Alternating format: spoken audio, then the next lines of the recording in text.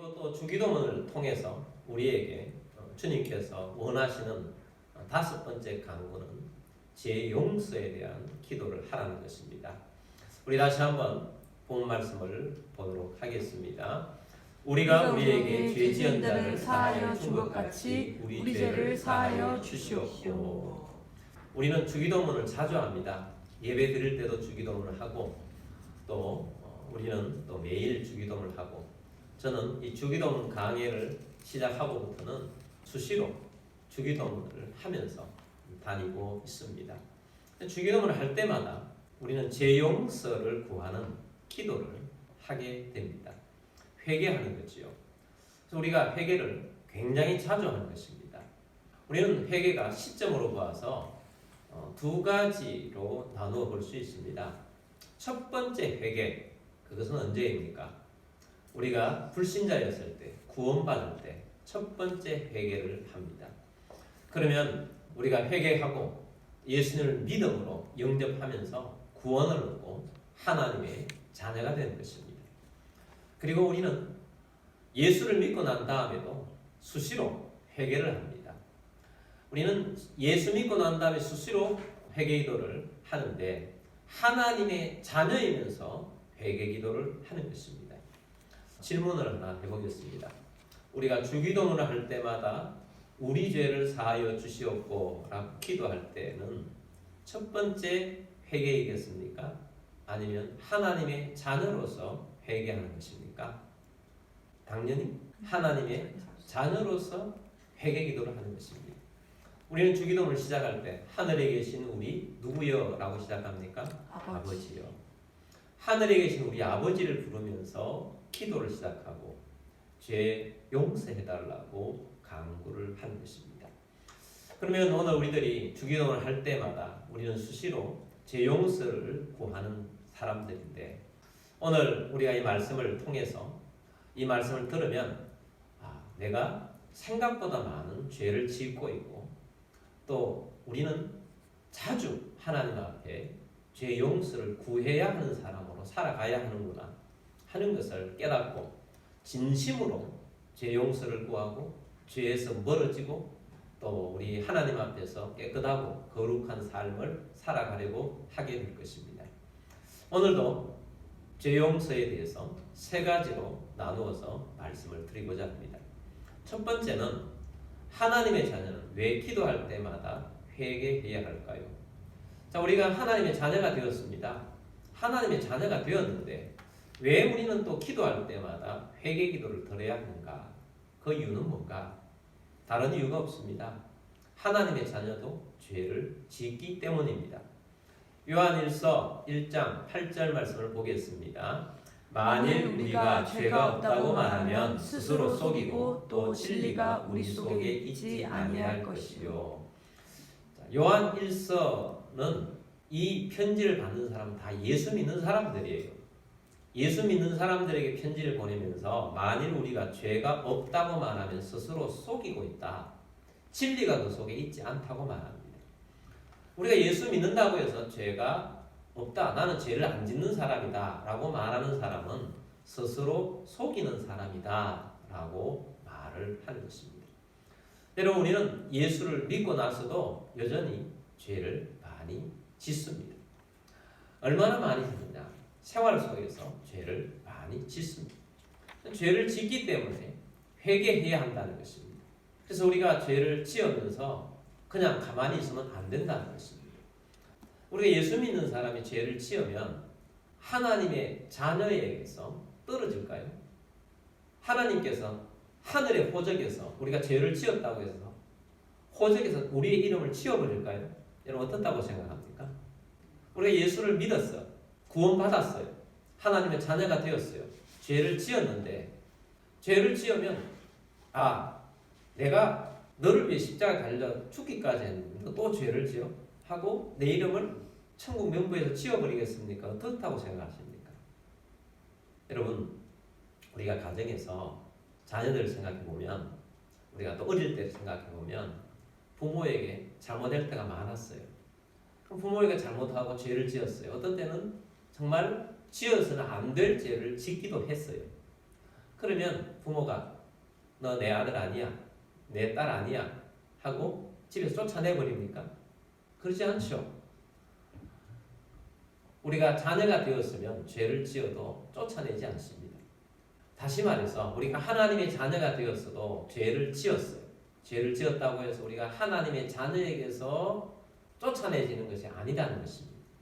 그럼 뭐가 문제가 되어지느냐?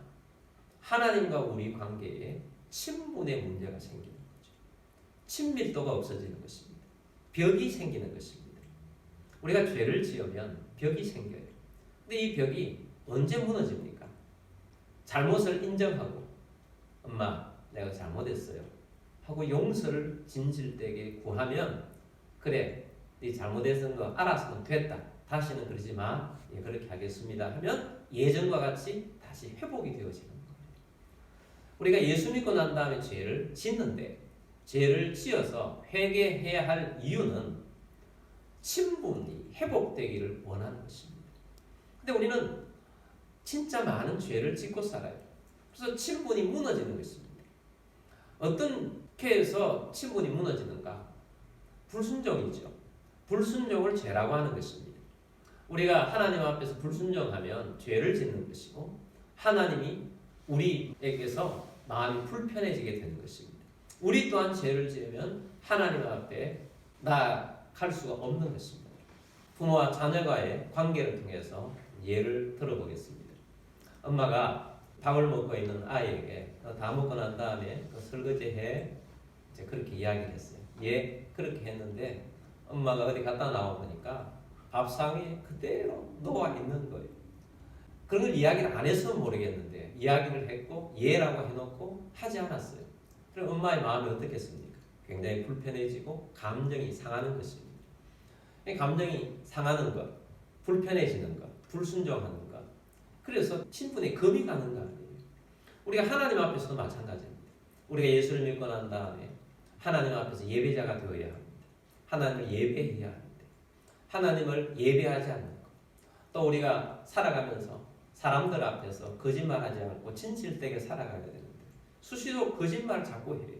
자, 이 모든 것들이 하나님의 명령을 위반하는 것이기 때문에 우리가 죄를 짓는 것입니다. 그래서 우리가 불순종하기 때문에 하나님과 우리 사이가 친분이 멀어지는 거예요. 또한 불순종뿐만 아니라 더 나가는 사람이 있습니다. 반대로 나가는 사람이 있어요. 반대로. 자, 엄마가 치워 그렇게 했는데 예, 그래 놨는데 안 치울 뿐만 아니고 거실에다가 간식 먹고 내던져 놓고 양말을 벗어놓고 샤워해 놓고 빨래 가운데나 이런 것들 다 널어놨어요. 엄마가 하는 거 안 치울 뿐만 아니라 더 어지러 나온 거예요. 더 반대로 나오는 거예요. 그러면 엄마의 마음이 더 불편해지고 더 관계가 더 힘들어지겠죠. 친분이 멀어지는 것입니다. 우리가 하나님 앞에서 살아갈 때도 마찬가지예요. 우리가 하나님 앞에서 주님의 백성으로 살아갑니다. 예배하며 살아갑니다. 근데 예배도 드릴 때도 우리가 언제나 집중해서 드려야 되는데 순간순간마다 딴 생각하고 있고 그럴 때가 얼마나 많아요. 근데 그것뿐만 아니고 또 우리가 하나님 앞에서 무언가를 우리가 늘 하나님께서는 우리가 필요할 때 또 힘들어질 때 하나님의 인도를 받고 기도하며 살라고 하잖아요. 쉬지 말고 기도하라고 그러는데 어떤 문제가 생겼어요. 그래서 마음이 복잡해요. 인도를 받아야 돼요. 근데 하나님 앞에 기도해야 하는데 기도하지 않는데 회사에서 누군가가 야, 절에 가면 템플 스테이라고 있는데 거기 가면 마음도 잘 정리되고 참 좋다고 그래. 아 이거는 절에 가가지고 하는 것은 종교가 아니야 문화야. 뭐 그렇게 하면서 해서 한번 거기 가볼까 하고 거기에 참여를 해요. 템플 스테이를 가면 절에서 할 뿐만 아니고 그 마지막에는 부처 앞에 가서 108배 절도시키고 그렇게 한단 말이에요. 그럼 하나님 마음이 얼마나 마음이 아프겠어요. 우상 숭배한 것인데 하나님 말씀하신 것과 완전히 반대로 가는 거예요. 그래서 죄가 생기는 것입니다. 그것뿐입니까? 하나님 말씀을 무시합니다. 자, 엄마가 그렇게 하라고 그랬는데 한두 번 안 할 뿐만 아니고 계속 지속적으로 안 하는 거예요. 지속적으로 하지 않으면 점점 사이가 더 멀어지고 더 불편해집니다.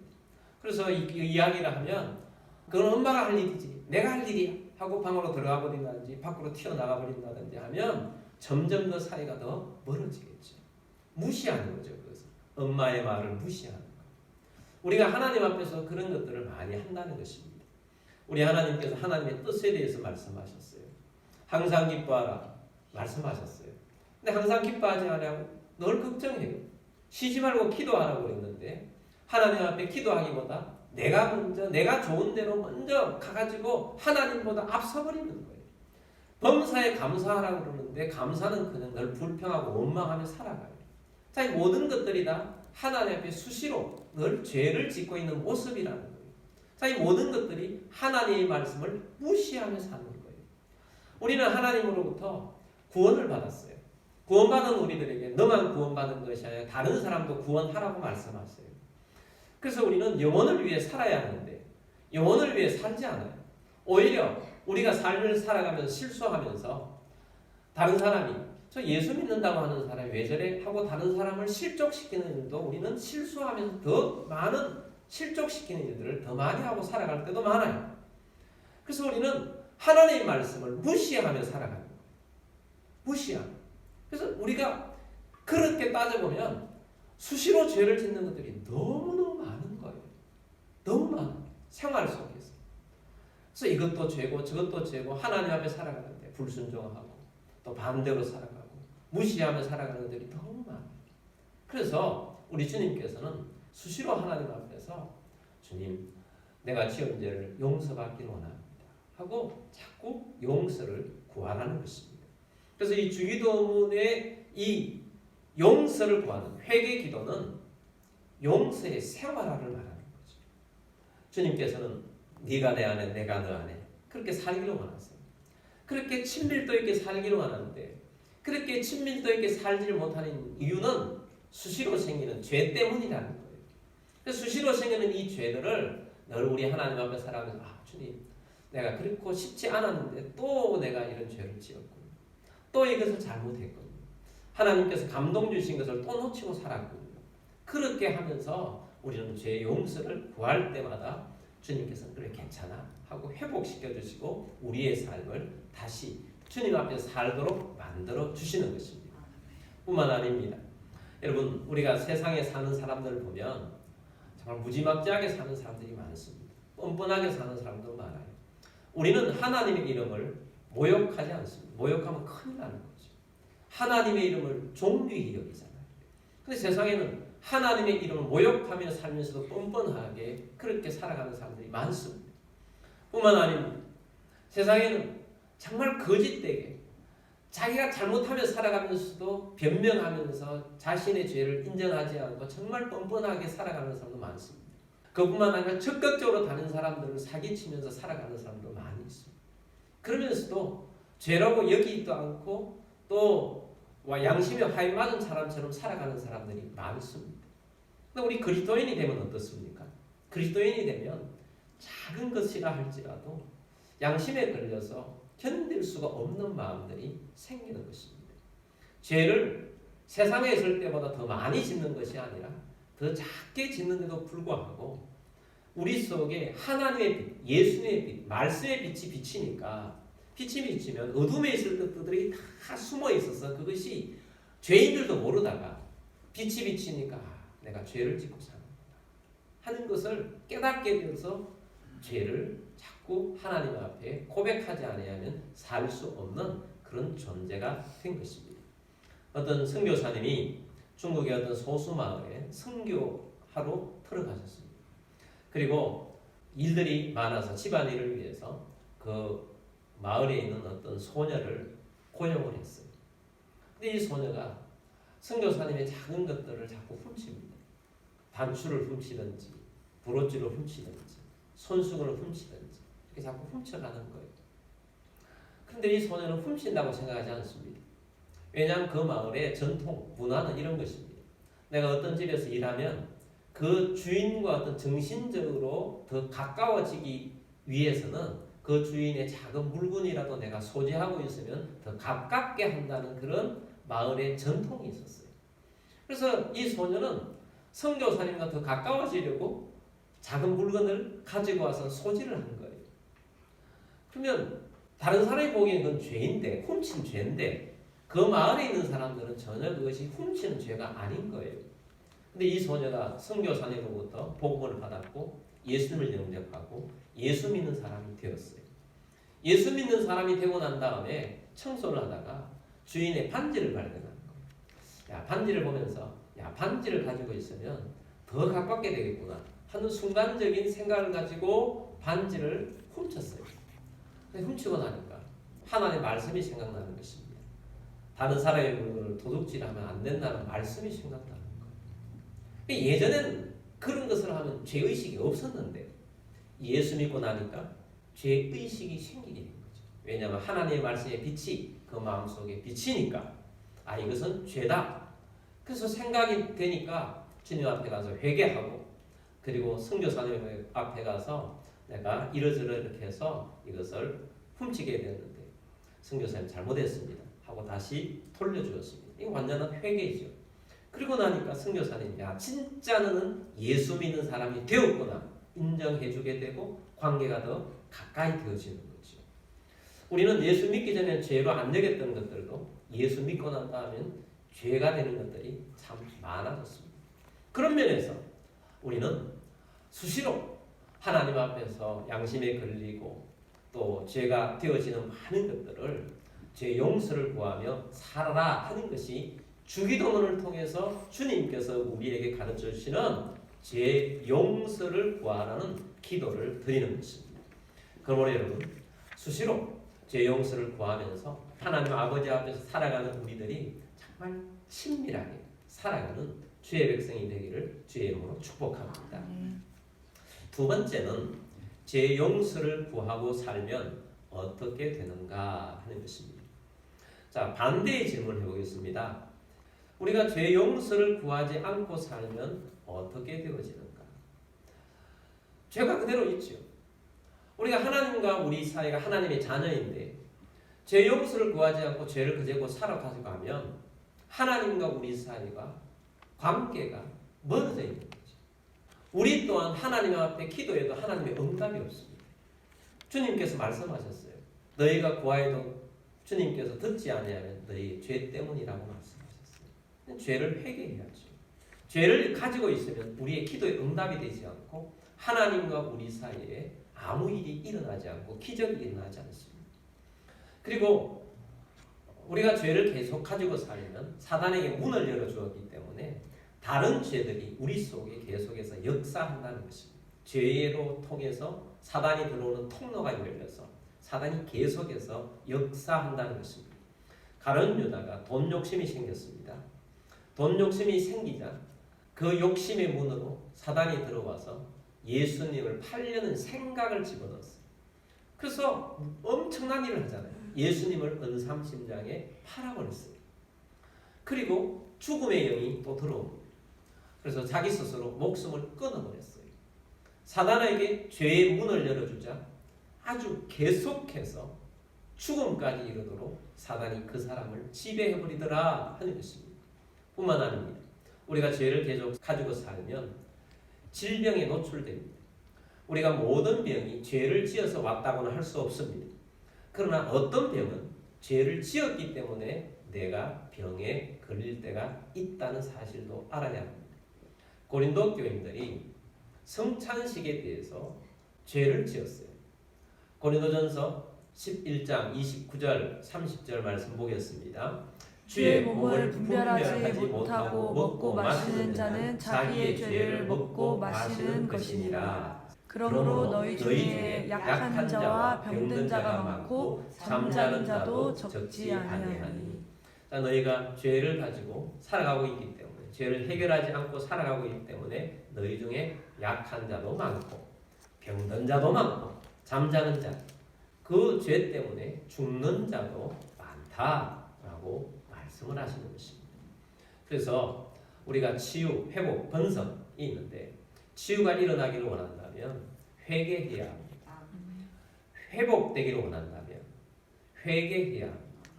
그래서 이 죄를 해결하지 않고 계속 가지고 살아가면 병이 계속 되어진다라는 것입니다. 뿐만 아니고 우리가 하나님의 인도를 받지 못함, 방황하며 살아갑니다. 정신적으로 힘들어집니다. 뿐만 아니라 죄의 저주가 계속해서 역사하는 것입니다. 다윗이 죄를 짓자 다윗 집안에 죄의 역사들이 일어납니다. 죄가 왕노릇하고 저주가 계속 찾아옵니다. 아들들 가운데 어떤 일이 일어났습니까? 살인이 일어나고 간음이 일어나고 나를 전복시키려는 그런 왕자가 쿠데타를 일으키고 그런 일들이 벌어져서 얼마나 힘들어졌습니까? 그러므로 죄를 가지고 살면 이런 일이 일어난다 하는 것입니다. 그러므로 여러분 죄를 해결해야 합니다. 어떻게 해결해야 합니까? 죄 용서를 구하면서 해결해야 한다는 것입니다. 그럼 우리가 죄를 해결하려면 죄 용서를 구할 때 입으로만 하면 안 된다는 것입니다. 진실되게 해야 합니다. 진실되게 한다는 것은 무슨 의미입니까? 하나님 앞에 진실되게 이 죄를 미워합니다. 싫어합니다. 한 것뿐만 아니라 내가 죄에서 돌이키겠습니다. 다시는 이 죄를 짓지 않으려고 할 것입니다. 결단하고 회개하고 내 삶을 돌이키는 회개가 진짜 회개인 것입니다. 그래서 우리가 회개할 때마다 주님 이 반복되는 죄를 끊기를 원합니다. 회개합니다. 하고 끊고 그때 이 습관화되어 있는 것들은 또 하게 돼요. 또 나도 모르게 하게 돼요. 그러면 또 하나님 앞에 가서 또 회개합니다.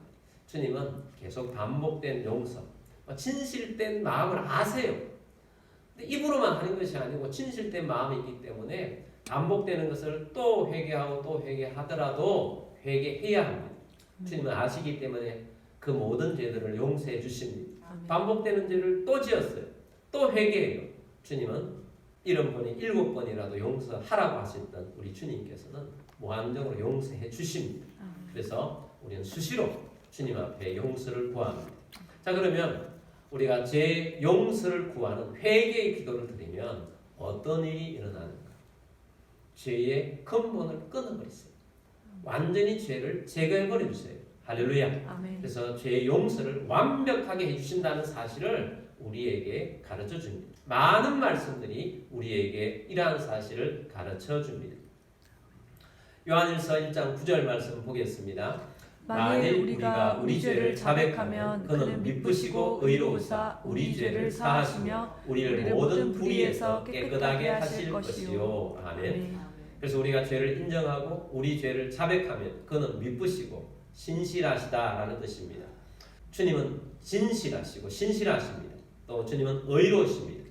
그래서 우리 죄를 어떻게 하시며 사하시며 용서해 주시고 모든 불의에서 깨끗하게 해 주십니다. 할렐루야. 깨끗하게 해 주시는데 이 깨끗하게 해 주시는 과정이 하나님께서는 참 힘들게 해 주셨는데 우리의 것들을 다 가져가셨어요. 요한복음 1장 29절 말씀 보겠습니다. 이튿날 요한이 예수께서 자기에게 나오심을 보고 이르되 보라 세상 죄를 지고 가는 하나님의 어린 양이로다. 아멘. 예수님께서 세상 죄를 지고 가셨어요. 우리가 죄의 용서를 구하면 주님께서 우리의 죄를 짊어지고 가신 것입니다. 십자가의 길을 걸어 가신 것입니다. 그래서 우리에게 우리에 있는 죄가 얼마나 깨끗해졌는가. 시편 85편 2절 말씀 보겠습니다. 주의 백성의 죄악을 사하시고 그들의 모든 죄를 덮으셨나이다. 셀라. 아멘. 주의 백성의 죄악을 사하시면서 그들의 모든 죄를 덮어버렸어요. 아예 덮어버려서 다시 덜추지 아니하신다는 것을 말하십니다. 미가서 7장 19절 말씀 보겠습니다. 다시 우리를 불쌍히 여기셔서 우리의 죄악을 발로 밟으시고 우리의 모든 죄를 깊은 바다에 던지시리이다. 아멘. 우리를 불쌍히 여기셔서 죄 용서를 구하는 자에게 주님이 그 죄악을 발로 밟으셔버리고 깊은 바다에 던져버리십니다. 다시는 그 죄를 우리에게서 덜추지 아니하신다. 이사야 43장 25절 말씀입니다. 나 곧 나는 나를 위하여 내 허물을 도말하는 자니 내 죄를 기억하지 아니하리라. 아멘. 나는 나를 위하여 너의 허물을 도말하는 자다. 허물을 도말한다. 도말이라는 뜻은 완전히 제거해버린다. 없애버린다는 뜻이에요. 너에게 있는 죄를 다 도려내버린다. 없애버린다. 그리고 너의 죄를 어떻게 한다고요? 기억지 아니하리라. 다시 반복해서 너 죄에 대해서 묻지 않는다는 것입니다. 죄 용서를 받으면 다시는 하나님께서 기억하지 않겠다라고 하시면서 관계가 회복되고 친분이 회복되고 하나님 앞에 사는 자가 되어지는 것입니다. 용서는 이만큼 중요한 것입니다. 어떤 소년이 새총을 하나 샀습니다. 그 새총을 가지고 참새들을 맞추기 위해서 막 쏘아봅니다. 참새가 작잖아요. 잘 날아다닙니다. 안 맞습니다. 그래서 이 새총을 가지고 집으로 오는데 집에서 키우는 오리가 있어서 오리에게 땡겨서 맞춰버렸어요. 그래서 참새는 잘 안 맞더니 오리는 머리가 정통으로 맞아버린 거예요. 한 방 맞고 오리가 꼭 넘어져가지고 죽어버린 것입니다. 소년이 당황했습니다. 두리번거리다가 이 오리를 뒤에 가서 뒷간에다가 어디가 다 감추어 버렸습니다. 그래 아무 일도 없는 것처럼 집 안으로 들어갔습니다. 마침 저녁 때가 되어서 저녁을 함께 먹었습니다. 그날 저녁 설거지 당번은 누나였습니다. 부모님들이 다 먹고 방으로 들어간 다음에 누나가 이 동생을 부릅니다. 부르고 난 다음에 야 나는 네가 오리 맞춰서 죽이는 것을 봤다. 깜짝 놀랐지. 너 설거지 할래? 내가 엄마한테 이럴까? 이 소년이 어떻게 하겠습니까? 내가 설거지 할게. 설거지 하는 거죠. 그날부터는 이 동생은 누나의 종이 되었습니다. 조금이라도 말 안 들으려고 하면 오리 그러면 그 앞에 무엇이든지 와서 다 하는 것입니다. 그렇게 며칠이 지나는데 누나한테 힘든 것도 힘든 거지만 마음이 괴로워서 견딜 수가 없는 겁니다. 그래서 엄마한테가 솔직히 알렸습니다. 엄마 사실은 내가 집안에 없어진 오리를 내가 죽였어. 내가 새총으로 죽였어. 무서워서 내가 저 뒤에 숨겨놨어요. 엄마가 이야기합니다. 사실 내가 창문으로 네가 쏘아서 죽이는 것을 봤다. 그래서 네가 그리스도인으로서 어떻게 하는가 내가 보려고 지금까지 참고 있었다. 그래 네가 그렇게 진심으로 뉘우친 것을 보니 다시는 그렇지 않겠다고 하니까 너 회개하는 거 보니까 앞으로 잘못한 거 있어도 그렇게 해야 한다. 내가 용서해 주마 하고 그 아이를 꼭 껴안아 주었습니다. 해결이 된 거죠. 다시는 이 오리 죽인 것에 대해서 엄마도 묻지도 않고 그 죄에 대해서 압박을 받을 필요가 없어요. 그 다음에 누나가 야 오리 그래도 뭐 아무렇지도 않는 것입니다. 여러분 사탄은 우리 같은 걸 잘못하면 그거 가지고 계속해서 괴롭히지 않습니까? 죄책감을 주고 힘들게 하지 않습니까? 그러므로 여러분 오늘 우리들이 이 죄 용서를 받는다는 것은 이렇다 하는 것입니다. 그래서 우리가 죄 용서를 구하면 어떻게 되느냐? 주님 앞에서 완벽한 용서를 받게 된다는 것입니다. 물론 우리가 사랑과의 관계 속에서 죄가 지었다면 하나님의 용서를 받은 것도 받았는 거지만 우리가 기억난다면 그 사람과의 관계 속에서 잘못한 것 있으면 잘못한 것도 회개하고 또 우리가 보상해야 될 것도 있다면 보상도 하고 그렇게 해서 해결을 해야 하는 것입니다. 이거 하지 않아서 우리 예수 믿는 사람이 욕먹는 경우도 많이 있어요. 하나님께 죄 용서 받았다 그렇게만 하고 끝내면 안 된다는 거죠. 받았어도 사랑과의 관계는 또 해결을 해야 하는 것입니다. 자 그래서 죄 용서를 우리가 늘 하는 이유가 여기에 있습니다. 세 번째입니다. 용서가 흘러가야 합니다. 우리는 하나님으로부터 많은 복을 받았습니다. 주님께서는 이 복받은 것을 가지고 세상으로 흘러보내라고 하십니다. 아브라함에 하나님 말씀하셨습니다. 내가 너에게 복을 줄 테니 너는 세상에 복의 근원이다. 아브라함을 통해서 하나님께서 복이 흘러가기를 원하셨던 것입니다. 여러분 우리가 하나님의 은혜를 받았습니다. 하나님의 빛을 받았습니다. 하나님의 빛을 받은 우리들은 세상 가운데 너희는 빛으로 살라고 하십니다. 그래서 너희는 세상의 빛이다 라고 말씀합니다. 하나님으로부터 받은 빛을 세상 가운데 빛으로 비추며 살라는 것입니다. 우리는 하나님의 사랑을 받았습니다. 이 큰 사랑을 받았으니 이 놀라운 사랑을 우리가 받은 것들을 또 사람들에게 베풀라는 것입니다. 하나님으로부터 받은 사랑 중에 최고의 사랑은 용서하는 사랑입니다. 예수님께서 우리의 용서를 위해서 자기 몸을 십자가에 내어주며 죽기까지 하신 하나님의 아들을 죽기까지 하신 가장 큰 사랑이 용서의 사랑인 것입니다. 그래서 우리에게 주신 용서의 사랑은 엄청난 사랑이라는 거예요. 그래서 우리도 용서하며 사는 삶이 그리스도인의 삶인 것입니다. 오늘 본문 말씀을 다시 보겠습니다. 마태복음 6장 12절입니다. 우리가 우리에게 죄 지은 자를 사하여 준 것 같이 우리 죄를 사하여 주시옵고. 아멘. 자, 오늘 이 말씀을 듣고 나니까 이 말씀이 이해가 될 거예요. 우리가 우리에게 죄 지은 자를 사하여 준 것 같이 우리는 하나님의 자녀이기 때문에 어떤 삶을 산다? 용서하는 삶을 사는 것. 우리의 모든 삶을 용서하는 삶을 사는 것처럼 나는 지금 용서하는 삶을 살고 있습니다. 하나님. 그것처럼 우리의 죄를 사하여 주시옵고. 또 주님 앞에 내가 알고 지었는데 모르고 지었는데 계속해서 짓고 죄를 지으며 살아가고 있습니다. 이 모든 많은 죄를 오늘도 호흡하는 것처럼 죄를 짓고 살아가는 하나님 말씀 무시하고 또 그렇게 살았군요. 죄를 용서해 주십시오 하고 주님 앞에 용서를 구하는 것입니다. 그래서 우리는 이 용서하는 삶 흘러보내야 하는 것입니다. 그래서 우리는 예수 믿는 사람으로서 우리의 마음을 넓혀서 폭을 넓혀서 용서하며 살아가는 주의 백성이 되기를 주의 이름으로 축복합니다. 그래서 오늘 우리가 이 말씀을 들으면서 생활 속에서 용서가 왜 필요한가? 우리는 오늘 말씀을 들으면서 내 생각보다 많은 하나님 앞에서의 잘못한 삶을 살아가고 있구나. 하나님의 말씀을 어기고 반대로 갈 때도 많고 무시할 때도 많고 또 하나님께서 내 속에서 들추어내 볼 때 참 부끄러운 것들이 참 많구나. 그러므로 하나님 이 모든 것들을 용서를 구합니다. 하고 용서받는 삶으로 살겠습니다. 하고 살아가는 주의 백성이 되기를 원합니다. 아멘.